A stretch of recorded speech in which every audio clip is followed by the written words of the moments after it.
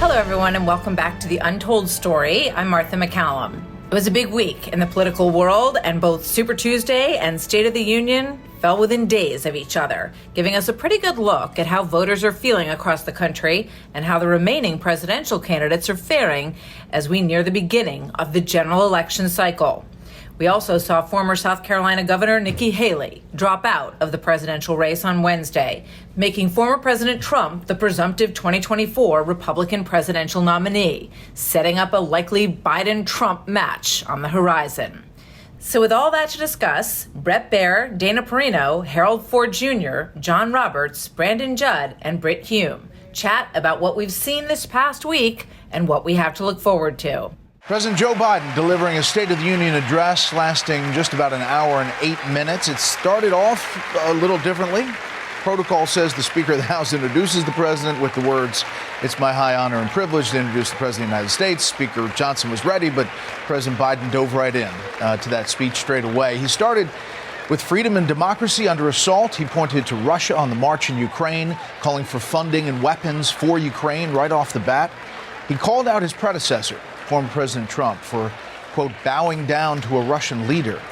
From there, President Biden went to the January 6th Capitol riot, calling it the gravest threat to our republic since the Civil War, and he said that threat remains. That was the first 12 paragraphs of this speech, in what many political watchers are calling one of the most, if not the most, partisan, kind of rancorous State of the Union address they can remember.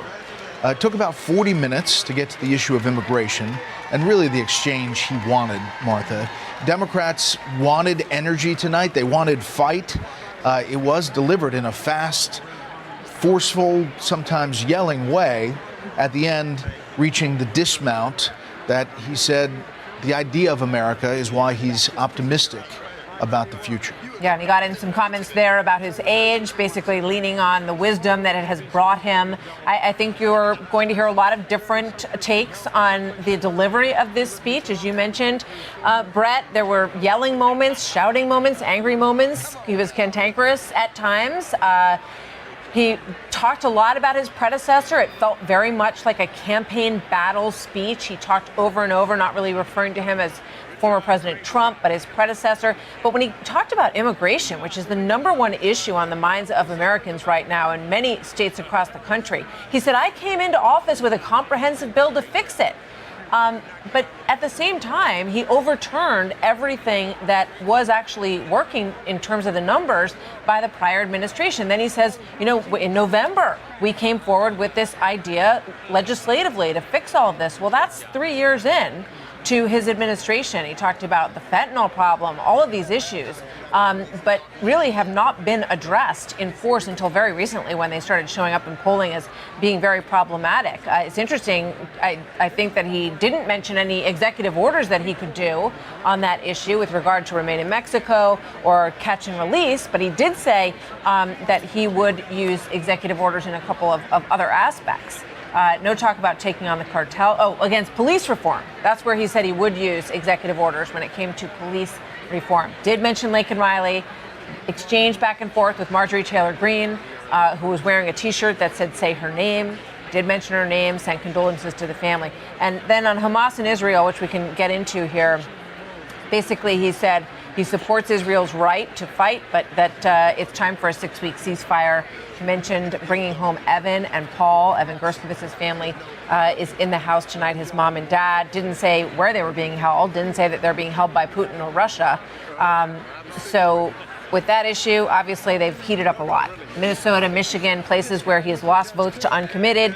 There was a big message for those places in terms of the way that he was addressing the Palestinian issue. Let's listen into some of this conversation. Yeah. You were on fire. I kind of wish sometimes there was cognitive impairment.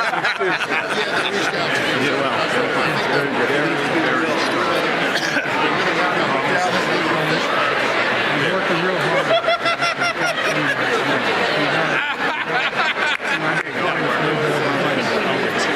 Fired us all up. Yeah, you fired us. A couple of the congressmen saying you were on fire tonight. So when somebody said fire in the hole, he was forceful. Let's bring in Fox News chief political analyst Britt Hume. Britt, your thoughts? Well, I thought it was a good chance he would make a smoothly delivered, mistake-free, no blunders, no stumbling speech tonight. The theme of it, of course, was that the country's on a great comeback. For a speech about a comeback, he didn't seem very happy about it, did he? He seemed angry. There was plenty of stumbling and slurring of words and all the rest of it that we've come to associate with him and taken as a sign of his senility and his advancing age and the effect that it has on a person. So I don't think he got out from under that at all. And I'm not sure that a person sitting at home tonight looking at the guy would think he was anything other than an angry old man. Now, if you're a partisan Democrat and you love all the programmatic stuff he talked about, that was fine. And I guess if you didn't, Democrats are worried about him, and I guess they're glad to see him up there showing some energy. But I'm not sure it was the kind of energy the public would want to see at a time like this in this country with people worried about so many things. You see him exchanging with Senator Pat Leahy from Vermont. Former senator there. So, Britt, did you think that he hit the points he needed to hit tonight? We're talking about how it was delivered, but did he hit?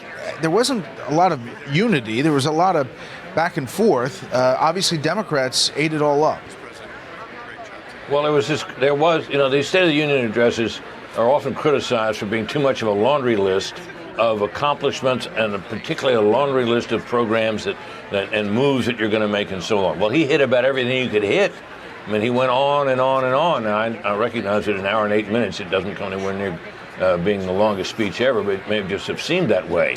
But it was very programmatic throughout most of it, and I'm sure that, if you look at different interest groups, everybody will find that in some way or another their issue was discussed. I still don't think that was the main thing tonight. I think the main thing tonight was how he personally came across at a time when people are worried about a whole range of issues and worried specifically and particularly about him and whether he is ready to go for another term when they've seen him seem so halting and stumbling and indeed so very elderly that so many of them say that he's not ready to go another 4 years, if indeed he's ready to go now at all. 72% say in recent polls that he is too old for another term. Let's talk about immigration more and whether or not this speech met the moment of the way people are feeling in this country about the urgency and the crisis of this issue. And we're joined by Brandon Judd, president of the National Border Patrol Council.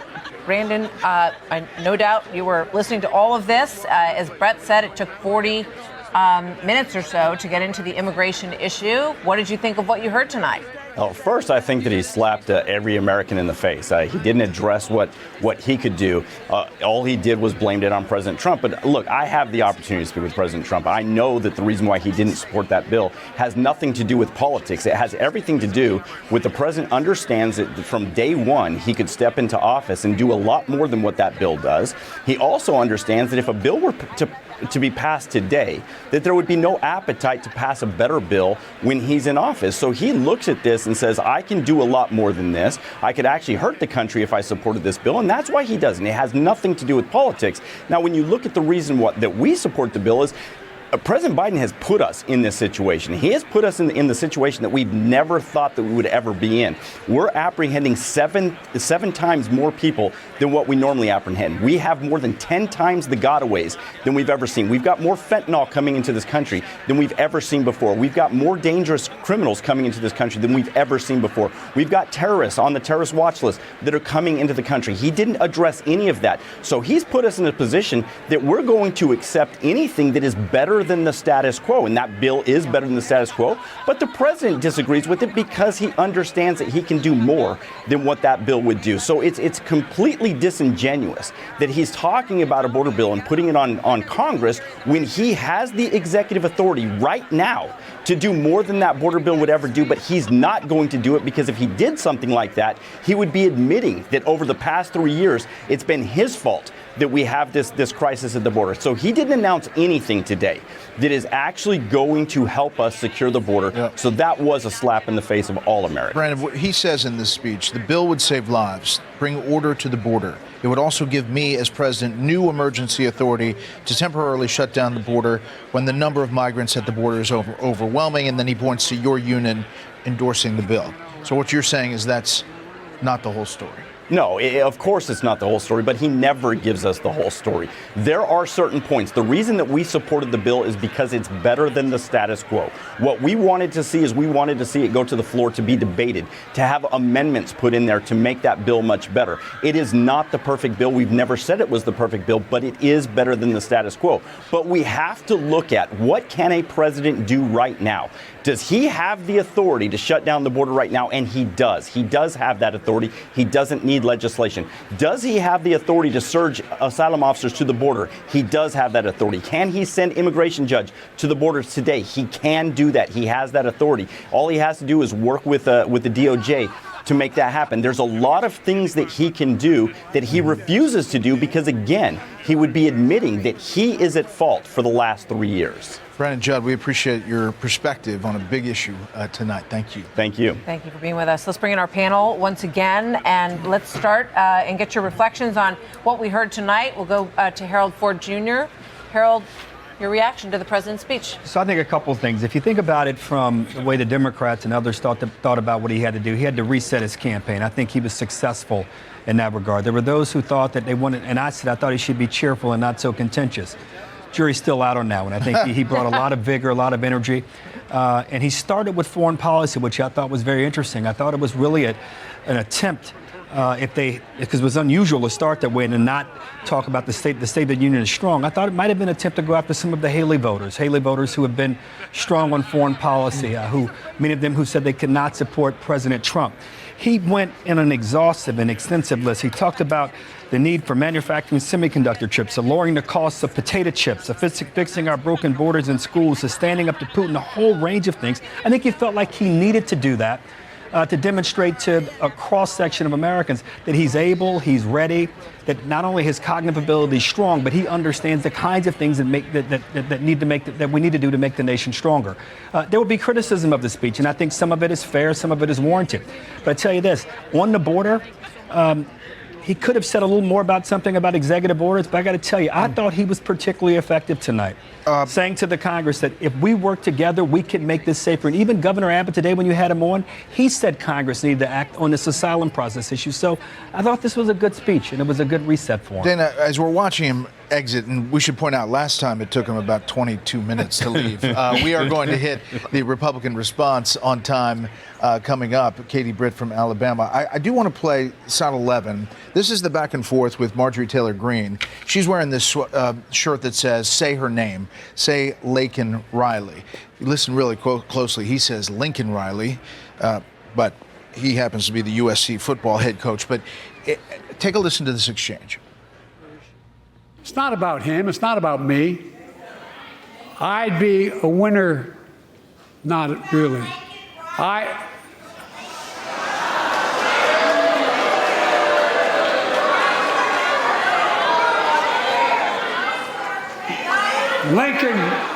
Lincoln Riley, an innocent young woman who was killed by an illegal. That's right. But how many of the thousands of people being killed by illegals? To her parents, I say, my heart goes out to you, having lost children myself. I understand. Yeah, okay, Dana, your thoughts on all that? All right, so one, he was prepared for that moment. He knew it was coming, right? He got the name a little bit wrong. The line that I thought was a little bit strange is when he said, but how many people are being killed by illegals? By legals. Again, that part wasn't on prompter, but there's a couple of times that the Republicans took the bait on a couple of things. One was on Trump tax cuts. So I was talking about tax cuts, like, oh, I thought you wanted those tax cuts, right? I thought that was a little bit skillful. That was like one of the moments where I can say, I thought that was pretty good. And also on immigration. But I do think that this was a polarizing, divisive speech, and it was meant to be. I started the night by saying, I'm going to watch to see if they think that the problem that they have within the Democratic Party is a minor annoyance or a major crisis. I think because this was very much a base speech for the far left, all the way like the Bernie Sanders, fair share, wealthy paying taxes, things like that. I think this isn't everyone to their corners type of night, right? I think Katie Britt might be more unifying than President Biden was, but he probably needed what he needed to do for the Democrats to not replace him at the convention. By the way, the contrast is going to be big. The oldest president we've ever had to the youngest female senator we've ever had. She'll be speaking in Alabama from a kitchen table. John, your thoughts? You know, I think that Dana is one of the most brilliant people I know, and particularly when it comes to political observation. And it was yelly, it was rancorous. It probably turned a lot of people off if they're right-leaning independents or Republicans. But I'm just going to predict that when the reviews come in on this, places like the New York Times and the Washington Post and the National Review and MSNBC and other left-leaning outlets, they're going to say that this was the most brilliant State of the Union that he's ever given. Yep. Because he needed a political resurrection tonight. He went into this with the lowest approval rating of his presidency in a Fox News poll. He was underwater on every major issue, and underwater far enough that he needed to be at least breathing nitrox, if not helox, in order to survive. He was that far underwater. Lower approval rating than Trump, Obama, and Bush 43 had at this time in their term. And 72%, as Martha pointed out earlier, people saying that they are dissatisfied with the direction of this country. So I think from that standpoint, with the Democratic Party, he probably erased a lot of concerns that people had that he's too old. And so many people in the Democratic Party are saying that. I thought it was kind of unusual, though, when he went after the Supreme Court. I've not seen a president do that in a State of the Union address. But for all intents and purposes, this could have been a campaign speech out on the trail, as opposed to... Obama went after the Supreme Court years ago and had a little back and forth with Alito. I think that's the only other time that we've seen something like that. I do want to bring in I'm getting old, my memory is getting better. I wanted to bring in Kevin McCarthy, the former Speaker of the House. Tell us, your reflections on what we saw tonight. I'd love to also hear what you think about what he said about foreign policy. He talked very tough on Ukraine, spoke out about Hamas going into Israel, but, many of his critics will say that these things might not have happened if he had been a little stronger initially. Yeah, I think if he were in foreign policy, he'd been talking to the American public the whole time. There's three big issues that he had to answer: his age, the border, and the economy. I think he only did one on the economy. I think when it came to age, he tried to show this vigor, and I think he came across angry. And I think it put more doubt in people's mind on his pronunciation and others going through. When it came to, if you analyze the speech at all, this campaign is really worried about their base. They weren't speaking to the independents or the Nikki Haley voters. If they were, they would have felt pretty secure about where they were going in. This is really a campaign speech trying to get the Democratic Party there, which I think he missed the big opportunity overall. Just Democrats piping up online, some prominent Democrats. He came out swinging. He's back in it. To your point, that is the message that Democrats are sending out tonight. We're going to be back with the Republican response. The Untold Story continues right after this. Katie Britt, the youngest member of Congress, Republican member of Congresswoman, giving the rebuttal, which is always a difficult job. For all of the loud sort of shouting, yelling that we got from Joe Biden, who's on the other side of the political age group, this was soft. It was strong. She started by saying that Joe Biden's been in office longer than she's been alive. And then she said he doesn't get it. And she went one item after another, talking about trafficking, talking about fentanyl, all of these issues she talks about and worries about with her family around the table. American dream has turned into a nightmare for American families, talking about fentanyl, talking about the border. At times she said about President Biden, y'all, bless his heart. Now, if you're not from the South, that's not a great thing. But she delivered in a speech that's tough to give, and I think that Republicans are going to say this hit all the notes. Yeah. And does she connect with younger women and groups that definitely need to be reached? Thanks for joining me on this episode of The Untold Story. I'm Martha McCallum. We'll see you next time. You've been listening to The Untold Story with Martha McCallum. Don't forget to subscribe on Apple Podcasts or wherever you listen. Make sure to rate and review. For more podcasts, go to foxnewspodcast.com. Listen ad-free with the Fox News Podcast Plus subscription on Apple Podcasts, and Amazon Prime members can listen to this show ad-free on the Amazon Music app.